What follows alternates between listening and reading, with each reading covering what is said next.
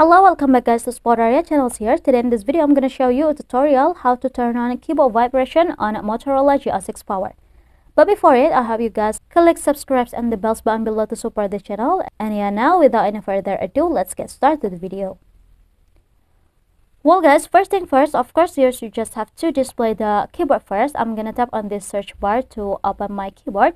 And when you want to activate the vibration on the key press, you just have to tap on this settings icon. And now go to the preferences. And after, you just have to scroll it down. We'll see here the haptic feedback on key press. You just have to tap on the button beside it. And when we key press at the keyboard, there are a little vibration here guys. So here also you can adjust the vibration. Go to the preferences again. And at the bottom of the haptic feedback on key press, we'll see the vibration strength on key press. So yeah, we can adjust it.